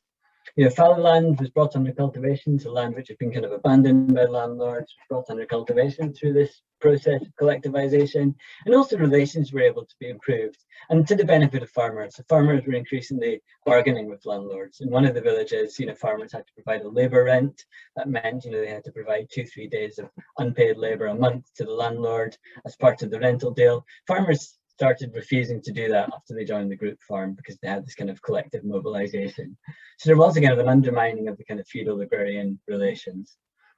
Under the labour pooling models, the first two models, of course, labour management became a lot easier. So at a time when there's high labour scarcity due to migration, it's very easy to bring the group together all at once to cultivate, for key points in the agricultural cycle. So the last slide here, in terms of further work, we are, working on, developing sort of proposals for a second phase. We've got a small grant to look at agro-processing enterprises, so, linking up our groups to invest in agro-processing. But what we're trying to do is join these farmer collectives into much larger entities. So getting, 4 to 5 groups to join together to form a federation, and then it's easier to make even higher level investments, things like zero tillage machinery, tractors, higher, more expensive, solar irrigation systems, for example, so much higher value irrigation equipment, through kind of forming an even bigger group beyond just the initial 5 to 10 farmers. We're also working on a simple app-based tool to calculate the best efficiency point for pump sets as well, to accepting that the fact that a lot of farmers are still using diesel, and we need to work with the diesel pumping economy to improve the efficiency within the current context. So that's kind of where we're going, but of course there is a lot more work to go as we go forward, and there is a couple of further readings if anyone's interested to read more. But on that note, I'll wind up now. Thanks very much. Sure. Thanks very much, Fraser, for an excellent sort of overview of a wide range of work there, and really great to have you adding the people to the water-related issues, which is so important. We've had talks on water quantity and quality, but adding those issues around water access and inequality are key. The question actually that popped up in the chat was around the collective. So like all good talks, you answered it as you headed towards the sort of end part. So what I suggest we do is, given time, we'll hang on to some of the further questions and pick those up in the panel. So with that, I will thank all the speakers and hand over to Stefan and to Isil to run the panel discussion. Thank you very much to all the speakers for some really thought-provoking presentations. And we're coming to the more interactive part of the afternoon now, with opening up the discussion, starting to introduce also the 4 further panel members that we're having, which are Ms. Sophie O'Connell from Sustainable Water Use Birmingham, Professor Doug Wilson, who's Chief Scientist of the Environment Agency in England, Professor Laura Lautz, who's Program Director for the Hydrological Science Program at NSF and Professor at Syracuse University in the US, and Dr. Anil Mishra from UNESCO in Paris. And we ask all 4 panel members as a starting point for our discussion to give us their reflection on what we've heard, and also in particular on the challenges related to water values and our transformation as we started to hear of coming from a water, to me, so valuing individual water values to water for all, and bringing all this individual water values under one head, if you want to call it like that.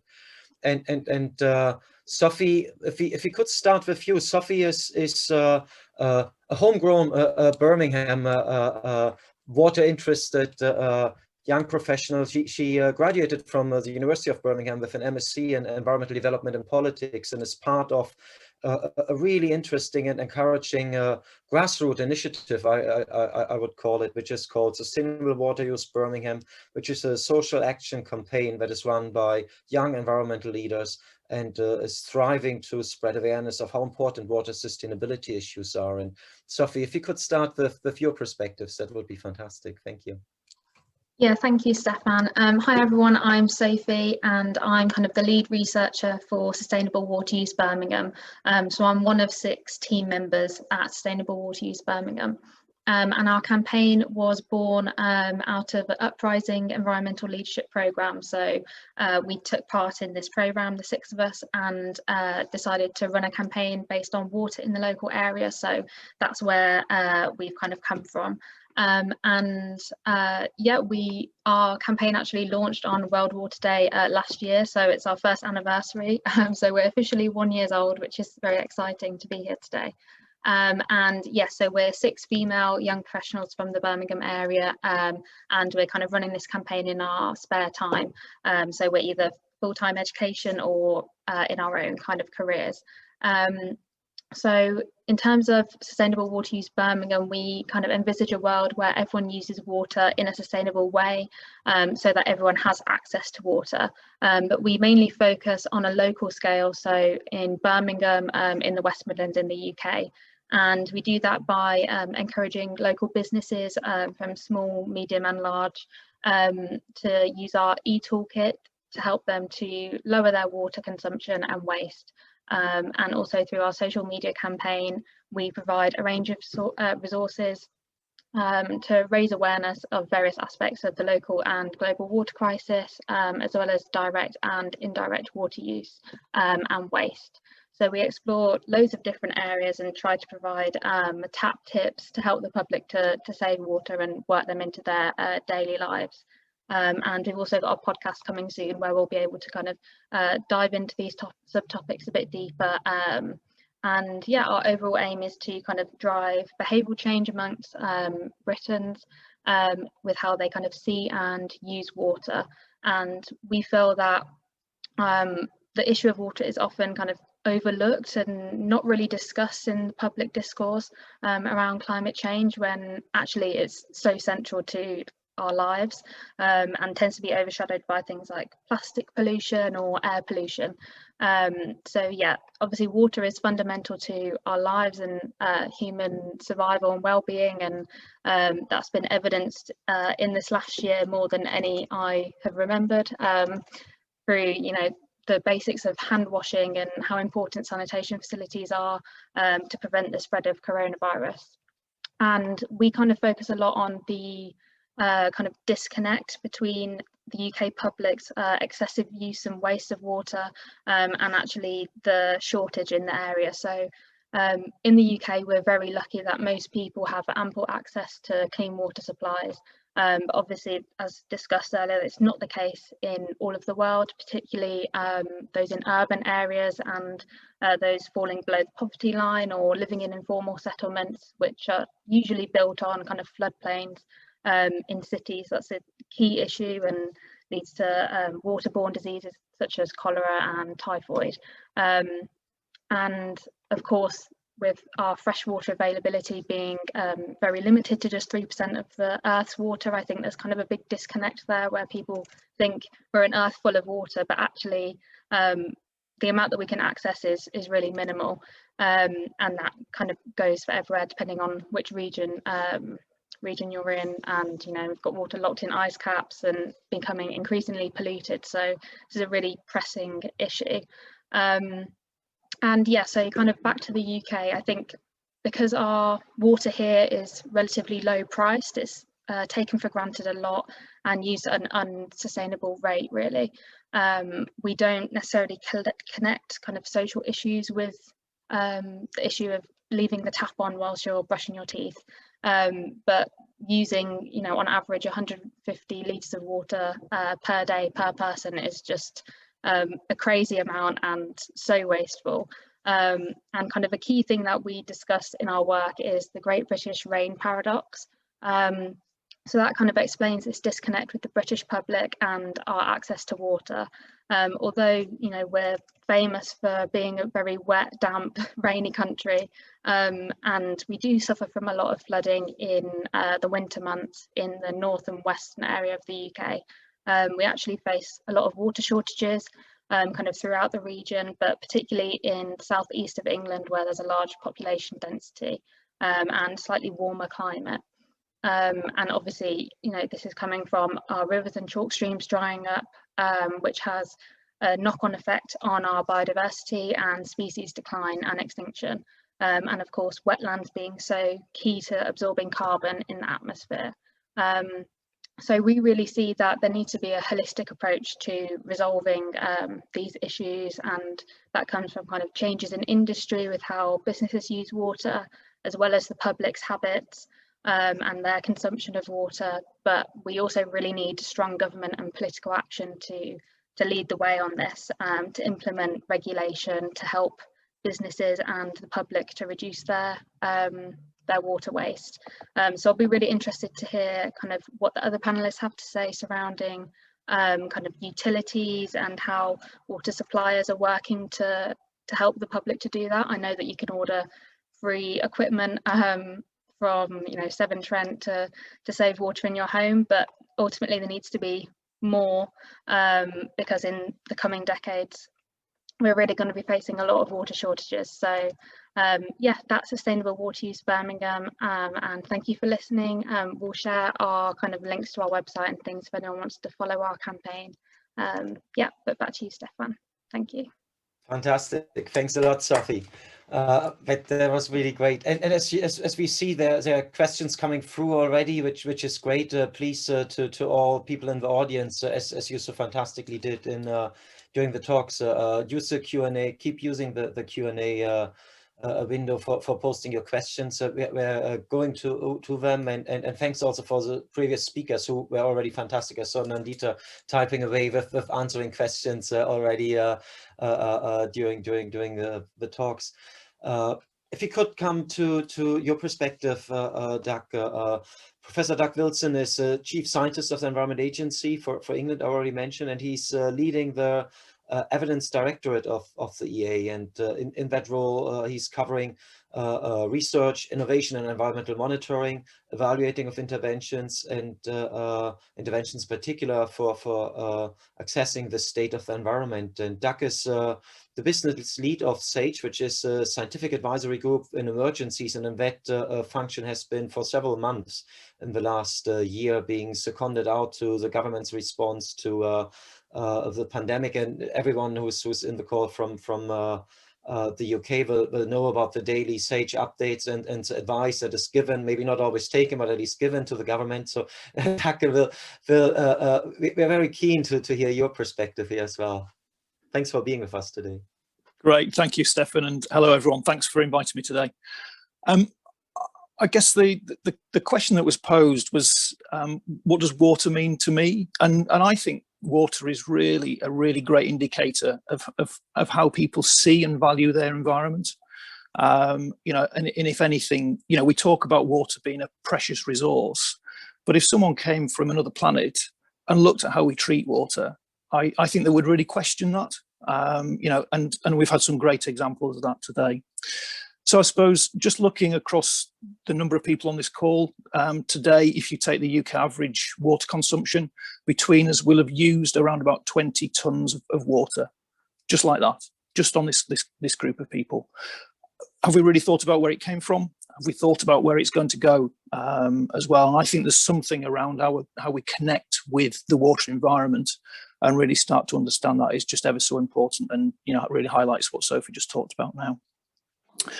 The UK last year published its second set of national accounts, which estimated that just in the UK, the value of water assets is around about £93 billion. And every year, the water environment provides around 3.6 billion worth of services to society as well. And actually, in 2018, about 480 million hours worth of people time spent just out enjoying the freshwater environment as well. I think one of the things that the pandemic has shown us is that number will have only increased, both in the UK and just around the world, as people have really found and started to explore the environment much more widely as well. So again, indicative of that real link that we've got between us. We've already heard from a number of the speakers about just that pressure, that culmination of climate change, how that will change the amount of water that's available, and similarly population growth as well. And one of the things that we're seeing in the UK is actually some really clear changing expectations of people for their water environment. So at the moment, we've got some really strong campaigns that are happening. Through the pandemic, what we've seen is more people wanting to go and swim in rivers, something which hasn't really happened very much in recent history.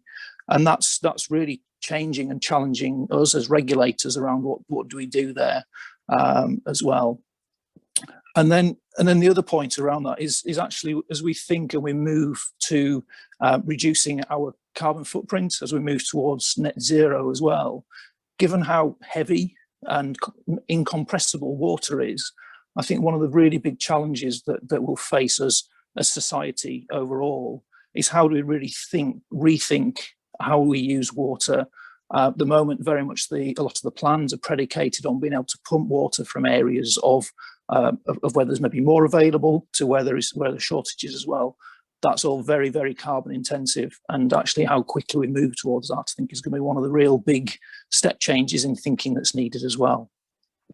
So, as I say, I think water overall, what it means to me is it's just a really clear indicator of how much we actually think about and value the broader environment as well. So I'll pause there, but thank you very much. Fantastic, thanks a lot, Doug. And our next panelist is Professor Laura Lautz, and Professor Laura Lautz is for, I think, the last 2 years now, Laura, working in addition to being a professor at Syracuse University, also working as a program director of the Hydrological Science program in the Directorate of Geosciences and in the Earth Science Division of the NSF, the National Science Foundation, and is shaping basically the national water research in the US, helping shaping that. Laura's focus has been intensively on, in particular, the interaction between groundwater and surface water resources and water and energy nexus before that, and continues to be that. And Laura, if you could give us your perspective on what water means to you, maybe both in your role as a research professor, but also as someone working for one of the world's largest research organizations in the US now. Thanks, Stefan, for the introduction. And thanks so much for inviting me to participate. And thanks also to the speakers and panelists. I've really enjoyed the talks and diversity of perspectives. And really, my perspective today has been shaped, or the remarks that I put together from my perspective at the National Science Foundation. And so for those of you who don't know me, again, I'm Laura Lautz, and I'm a program officer at the National Science Foundation for the Hydrologic Sciences program, which funds research on the terrestrial water cycle. But I'm also on, if you're at NSF, you can work across many multidisciplinary programs. And so I also work on a program called Dynamics of Integrated Socio-Environmental Systems, which is very much about research on the interactions both within and between environmental systems and human systems, and also the Sustainable Regional Systems program, which is a program that looks at the urban-rural interface and really the interdependencies of urban and rural systems for natural resources and manufactured goods and services, with a focus on sustainability.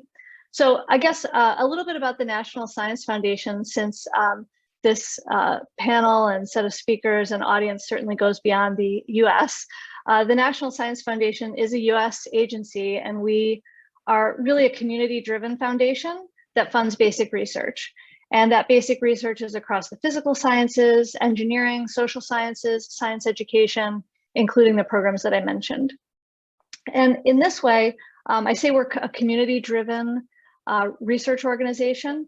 Unlike some agencies in the US, we don't necessarily have in-house scientists doing like mission-driven research, but rather we receive great research ideas from the scientific community. We evaluate those ideas, and actually we would rely on the scientific community to evaluate those ideas. And so in that way, it's really the community that shapes the future of research at the National Science Foundation by proposing ideas, evaluating ideas, and prioritizing ideas. And so it's in this context that, I really think about NSF as a community-driven organization. And I wanted to just draw attention to how we need to really carefully consider how we ensure full participation by the scientific community that's really representative of the broader population, and make sure that our institutions like the National Science Foundation are ensuring broad participation and not acting as gatekeepers that might limit that participation. So with the theme today being valuing water, so I think David mentioned valuing water and diversity of perspectives. I think this really highlights for me how who is engaged in the scientific enterprise really shapes the values that we place on research priorities. So as a program officer at the National Science Foundation, Although we're not actually doing the research on a day-to-day basis, although we do have our own research programs, many program officers, we are playing a critical role in who's engaged in, again, proposing great ideas, prioritizing those great ideas. And so I think a lot about how we make sure we invite a diverse community to the rooms where we discuss and evaluate proposals. How do we reach out to potential PIs to make them feel that the NSF is a place to receive their great scientific ideas? And how do we engage reviewers to help us provide valuation of those ideas? So I think in order to make our community-driven approach effective, we need to ensure full participation. I just wanted to draw attention to that today. It's clearly important for all the issues that have been raised throughout today's discussion.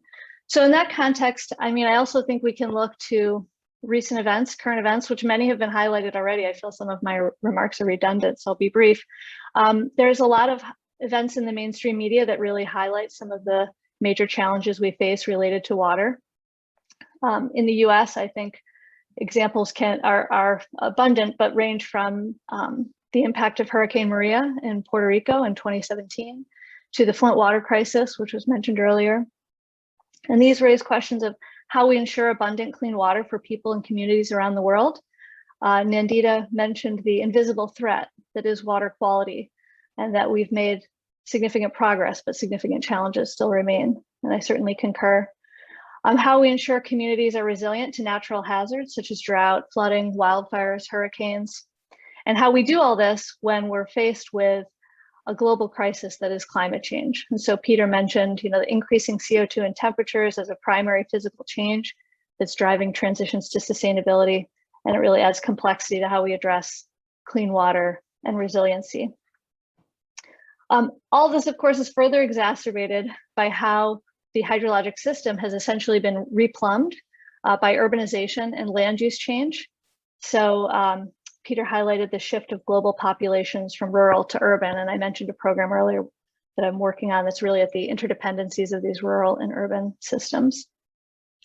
And I guess I would just say that some of our most pressing issues really lie at the intersectionality of all of these things: natural processes, natural hazards, climate change, human impacts on hydrologic systems, and how all these things intersect. So for example, how can we predict and mitigate extreme events like droughts and floods when these events are changing in frequency and intensity and have really often unanticipated or unpredictable impacts in places where the landscape has really been shaped by people, like urban areas?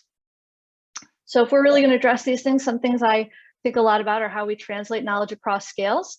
So in hydrologic sciences at NSF, we do research from the pore scale to the continental scale, and working across these scales can be a real challenge. How do we engage across disciplines and with stakeholders? So how do we really use a transdisciplinary approach that engages the hydrologic sciences and social sciences, ecosystem sciences, engineering? I appreciated the concept of solutionscapes to address sustainability that Nandita presented. And how we communicate science. I was intrigued by Peter's slide about how perceptions in San Diego about recycled water changes so quickly over time, and what the role of science communication might be in making those kind of helping support those changes in perception. And the last thing I'll say is, of course, these questions won't be addressed within a generation. So again, thinking about my perspective at the NSF, I think we also have to think about how we mentor the next generation of scientists and engineers to tackle these problems, ensure broad participation, and so we can make sure that our science reflects the diversity of values, interests, knowledge within a global community. So thanks so much, and I look forward to hearing from the other panelists. Thanks for having me. Thank you very much, Laura. That was fantastic. And let's really give the floor then to Dr. Anil Mishra, who joined us from UNESCO. And Anil is Chief of Section of Hydrological Systems and Water Scarcities at UNESCO, and at UNESCO's International or Intergovernmental Hydrological Program, IHP. Anil, it's great you have created and prepared a couple of slides. So I hand over straight to you. Thank you. Thank you for having me and for the introduction. First of all, happy World Water Day. And I would like to present some of the views that is coming from the World Water Development Report, which is launched by UNESCO on behalf of UN Water today. It's merely a few hours ago, the report has been launched. So the audience have access to it through UNESCO website with the title Valuing Water. So what is the value of water? This report assesses the current status and challenges of the valuation of water across different sector and perspective, and identifies ways in which valuation can be promoted as a tool to help improve its management and achieve global sustainable development. So this report, annual report of UN Water, coordinated by UNESCO, is launched a few hours ago. What are the values of water?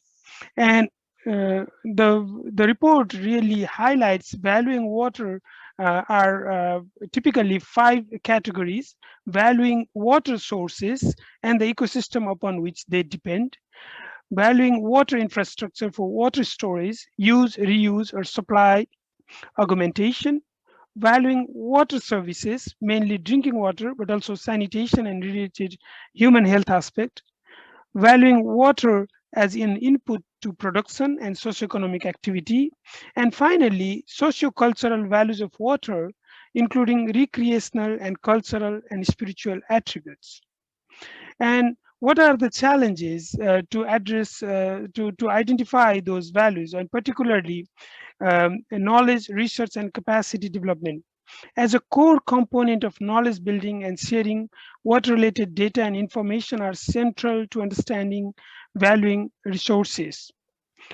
Water-related data and information can be generated from different means, including from Earth observation, as previously speakers have said, sensors, network, and recently citizen science. And I know the Birmingham UNESCO Water Chair is very active on that aspect, and including also on social media.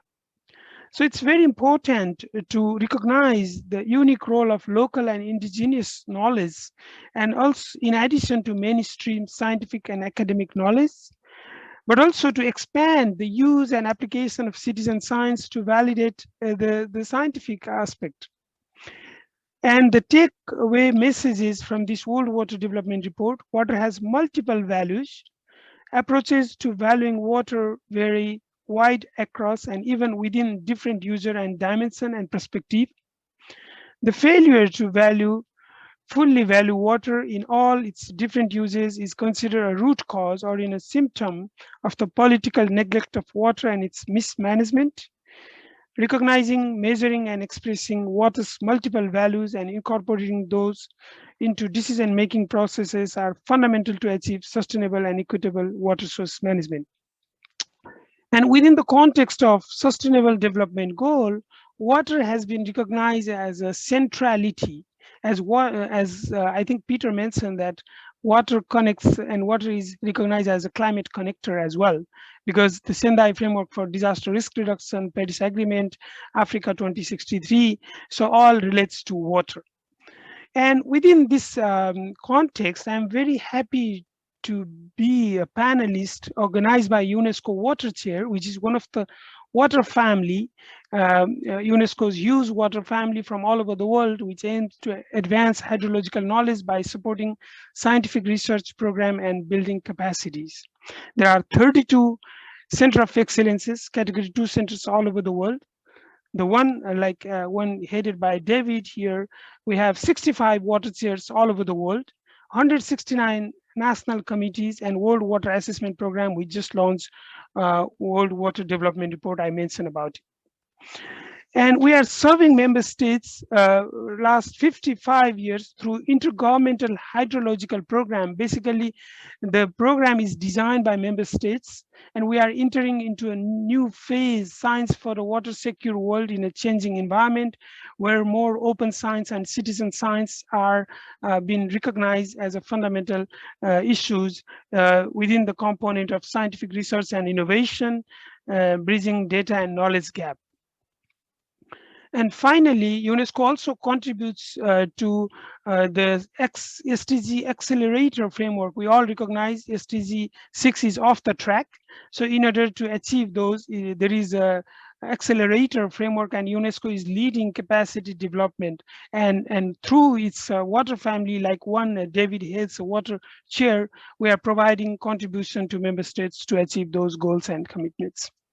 And finally, we are really organizing what are the bottom-up approaches, what are the local issues, so that climate resilient water management approaches and as an application towards climate action and 2030 development agenda can be presented, which will be a contribution to COP26. So welcome if sanitary situation allows. Thank you very much.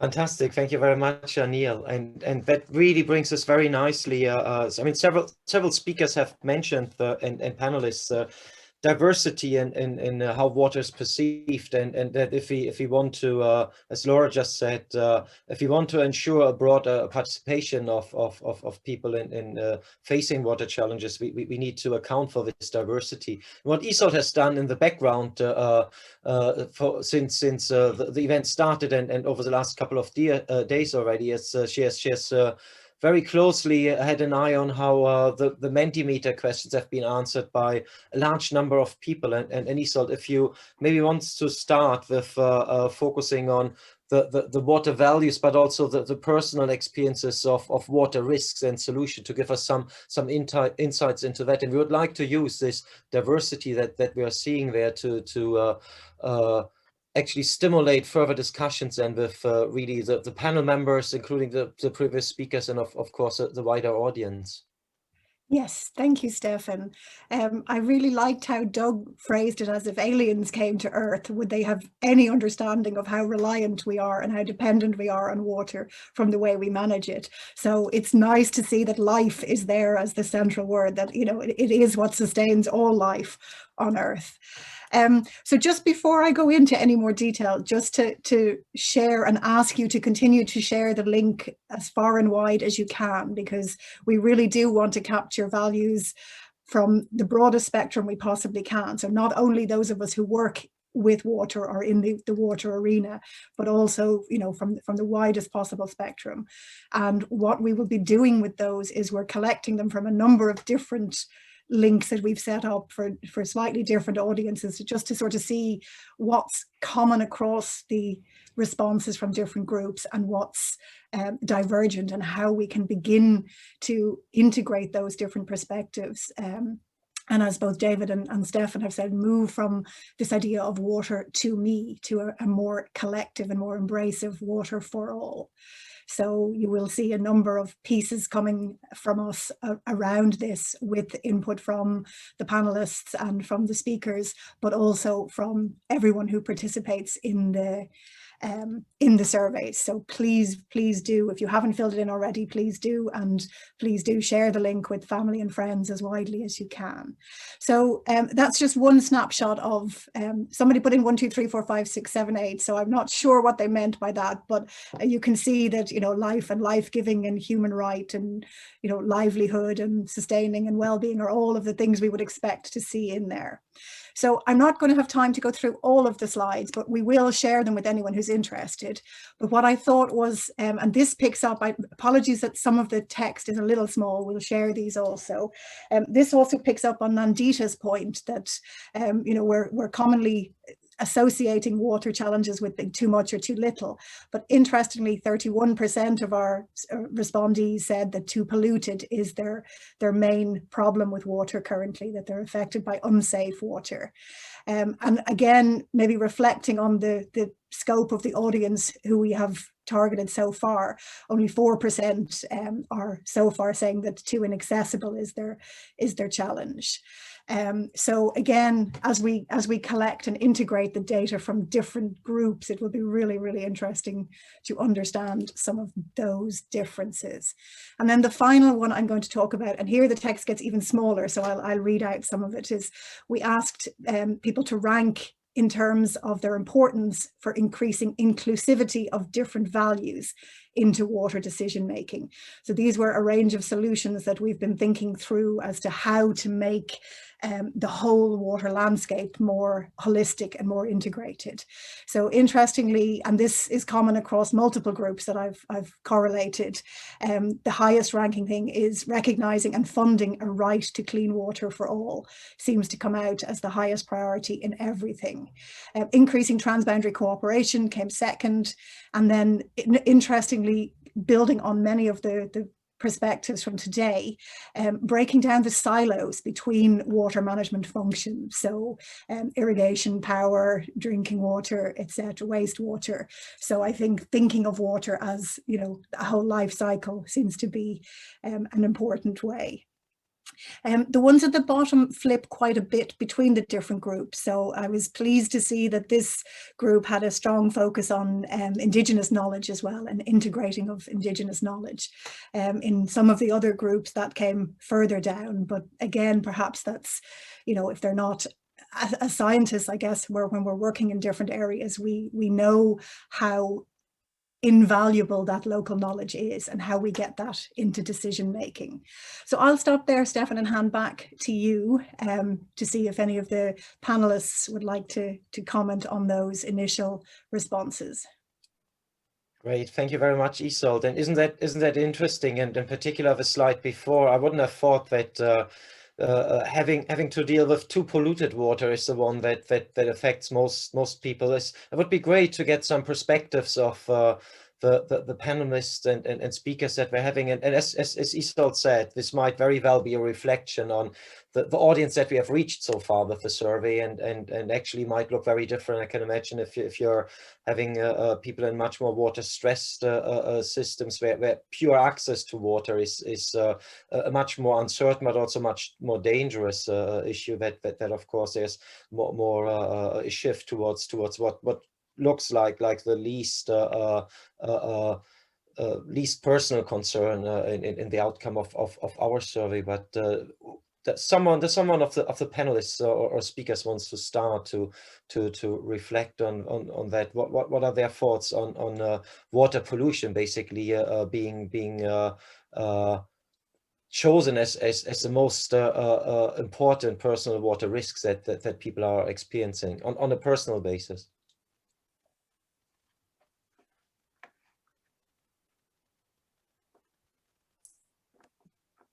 I'll jump in. Hi, so I thought it was really interesting. Thank you for doing that poll. It's interesting because I don't know what the reason is. It's possible that really water-stressed populations are also not populations that have the economic means to be accessible to polls like this. So that might be part of the kind of and to think about pollution, you first have to have the minimum amount of water. But growing up, kind of as a personal anecdote, I grew up always thinking water was very polluted. There was scarcity too, but somehow the other scarcity was not visible to me growing up. I remember these conversations that now I think back whenever the well that was in our apartment complex ran out of water, we just made it deeper. So at that point in time, I had no idea what that was doing. But I think I grew up seeing pollution more than a quantity, but it's a function of where you are too. Thank you, Nandita. Anyone else of the speakers or panel members wants to share their experiences? Stefan, it's Doug. May I come in on that one? Because so yeah, I was actually.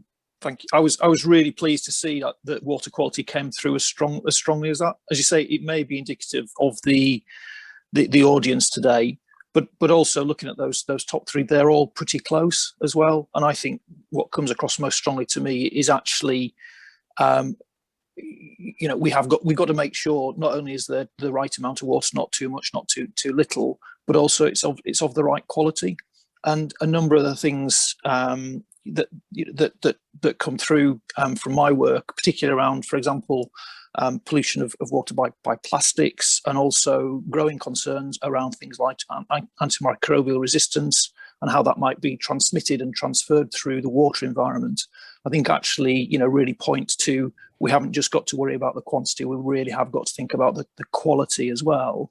And just seeing one of the comments in the Q&A as well, around whether we're reaching the point at which it's not sufficient to be using water more efficiently, and as well, I think there is a point, and certainly Peter spoke to it earlier on today, that actually there is a big debate needed across society around what I would describe as rapid water reuse. So rather than putting the wastewater into the water environment, actually how do we clean it up quickly and basically return it to people as drinking water as well, and some big perception challenges around that as well. But again, the bottom line is, if your water isn't so poor in terms of quality, there is less work to do in cleaning it up in the first place. That's a very important point, in particular the connectivity or interconnectedness of the different challenges. And I think it was Friday only that a paper emerged, I think I think it came out of California, actually, looking into the emergence of antimicrobial resistance genes that were an order of magnitude higher attached to microplastic particles than they would be to natural sediments, so which is of course worrying, as we know this anthropogenic sediments are becoming more and more, or we're becoming more and more aware of them as well, of course. Thanks a lot, Doug. If I may step in. Any other comments? Anil, yeah, great. Yeah. Well, I agree with the previous panelists that three top topic really came out close.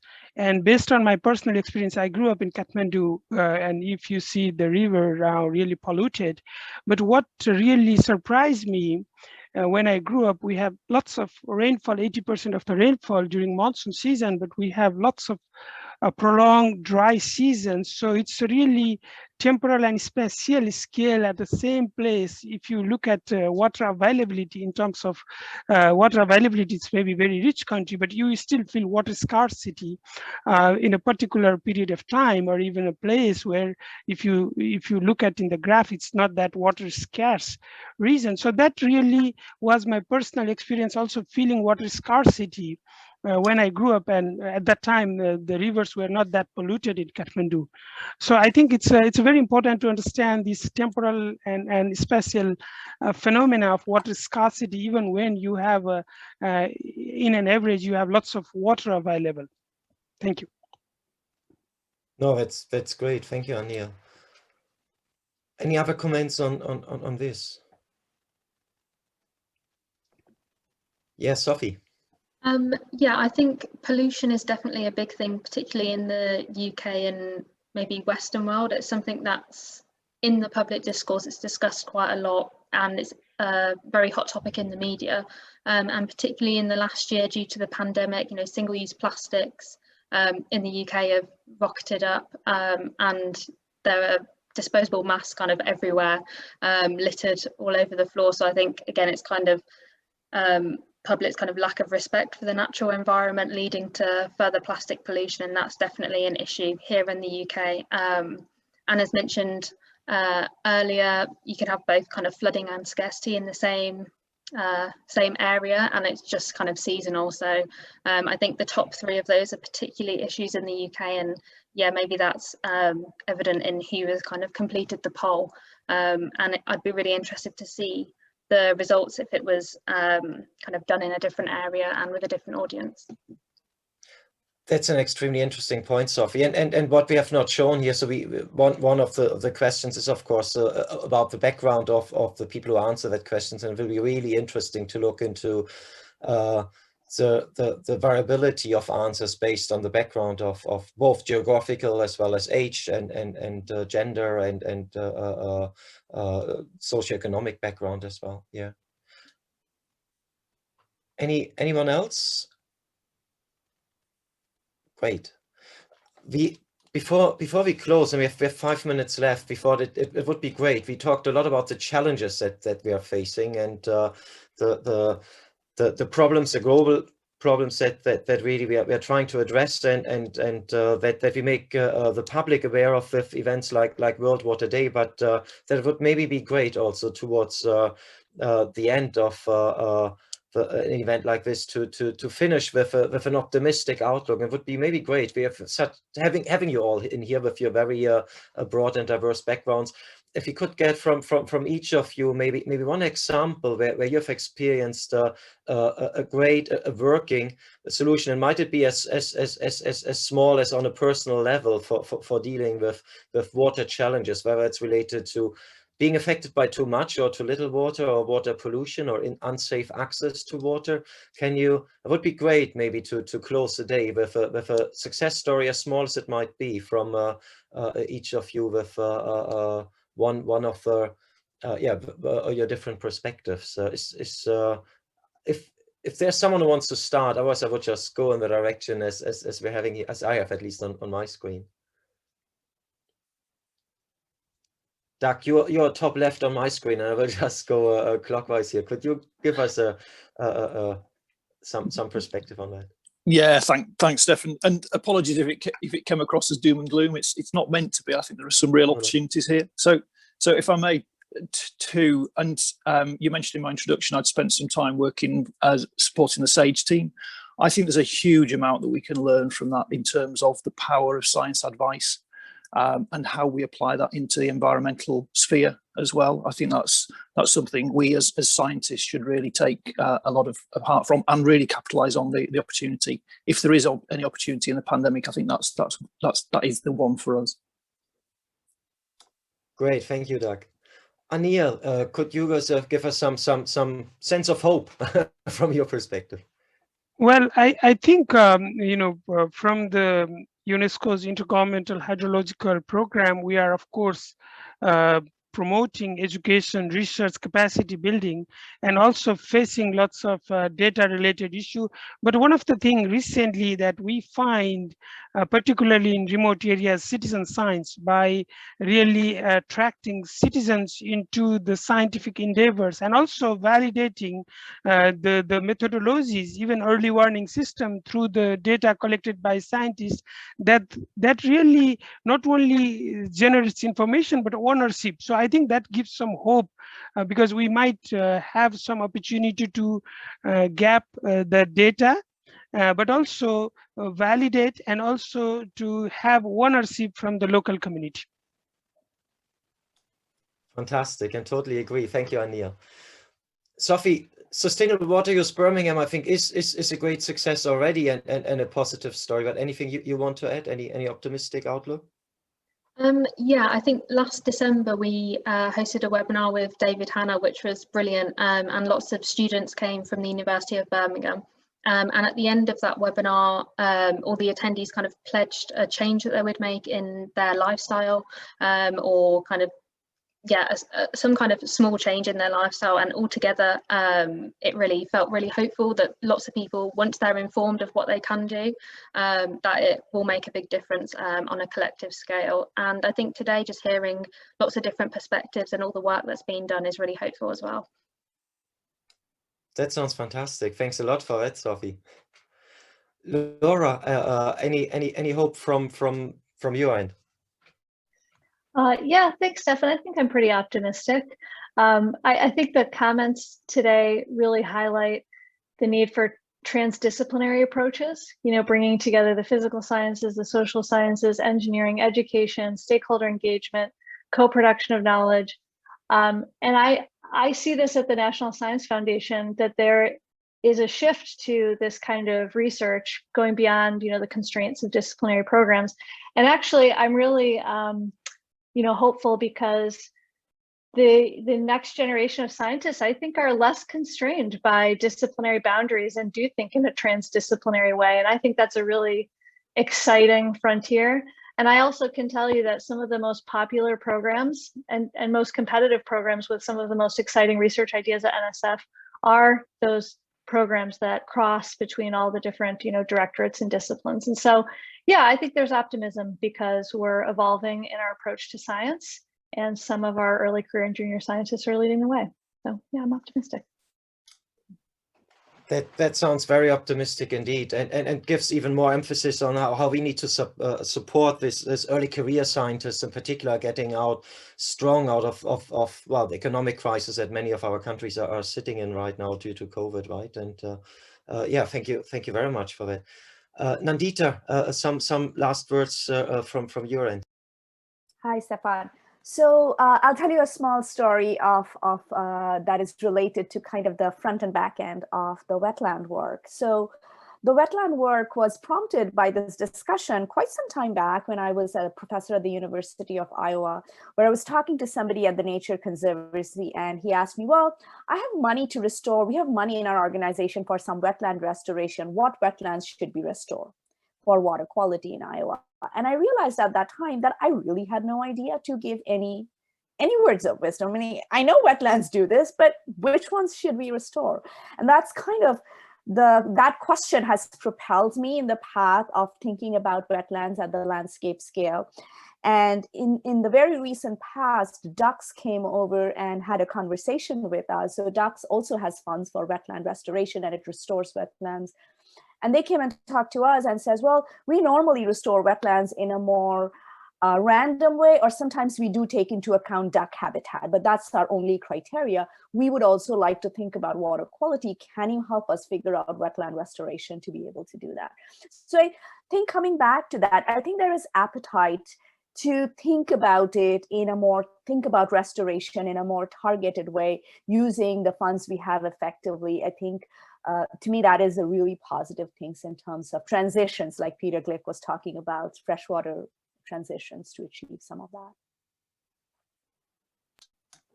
Great, thank you, Nandita. And Fraser, you brought the people into the center of this as a human geographer. So you will have the pleasure of the last words on this. Sure. I mean, I think I'd like to kind of also echo what Anna Mishra spoke about, citizen science. I mean, just a small positive anecdote when I was in Nepal just a couple of weeks ago. Then this project, which I presented on, the core project kind of ended about a year ago. But it was actually to my great pleasure, I realized that the young lady who'd supported us during the project to collect tube well depths and water pond depths throughout the project, she was still collecting readings even though the funded project had ended a year ago. And she kind of, my contact, had visited the village, got kind of given the notebook of all the readings. And I thought it was extremely positive, the fact that this was something which was initially set up for our own kind of experiments, but they actually obviously found this data useful, and they've continued to collect this data to kind of monitor changes in groundwater levels. So I think, it's really critical to bring on board young researchers. And I'm not talking about only young people in the cities, but, what users of water, farmers themselves. And within the farming population, there's, large community, there's a lot of there's a rising group of kind of educated farmers, young people in particular, who've got college level education, very, very limited opportunities to compete in urban-based job markets. And agriculture itself is not considered a kind of trendy occupation or something that people aspire to go into in many parts of the world, even in the UK. Yet at the same time, we find it actually through science and technology was one of the few ways that we actually got people interested in farming again. And we really kind of got, there's a large number of young people who really got quite enthusiastic about the work we've done and the different technologies we've been piloting. And I think they need to be at the forefront of any kind of future research. That's fantastic, and great to finish on such optimistic notes. Thanks everyone for your perspectives on these. And I think the one thing that really shone through is how hopeful we can be, because we are quite reliant on the next generation of practitioners, scientists, young professionals, and I think the last couple of months have only shown how important it is to sustain the support, of course, for these early career professionals, researchers, etc., because many of them have been over proportionally being affected, of course, by the pandemic and their career development, right, and their research in our fields in particular. So thank you all for your fantastic contributions. I think it's great to be able to finish the event, the day, on such positive and optimistic notes. We would really like to thank the audience as well for fantastic questions, very exciting questions that came through. We will try to actually go back to them and answer those that have not been answered yet, and send them through. And I would also like to take the opportunity really to thank very much Caroline Durbin and Liam Keller, who's helped us to set up this meeting. Liam from the IGI's Institute of Global Innovation and Caroline from the College of Life and Environmental Sciences in Birmingham. Fantastic to have your support here.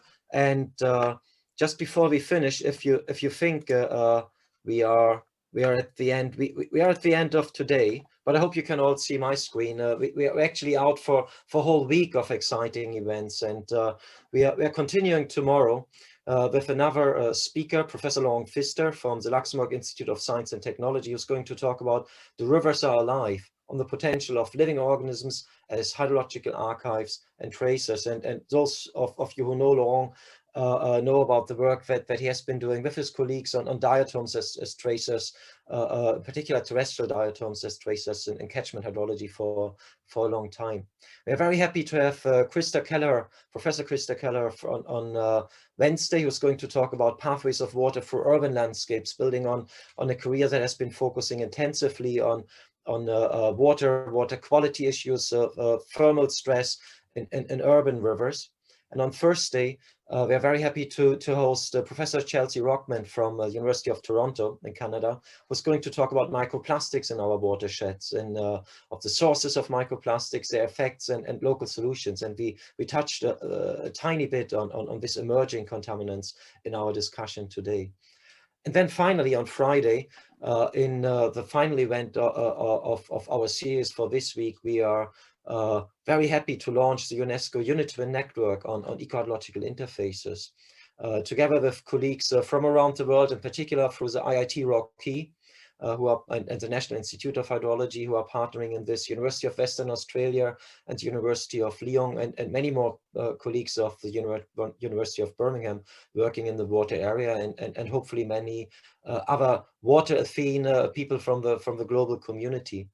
Just to highlight all of these events, you will need to register individually to take part, similar to the event today, and we really invite you to join us for these events, and hope you have a good rest of the day. Sorry for slightly 7 minutes running over, but it was a fantastic event. Thanks everyone for zooming in, and in particular to our panelists and speaker for being generous with their time and participating here today. Thank you very much. It was fantastic having you.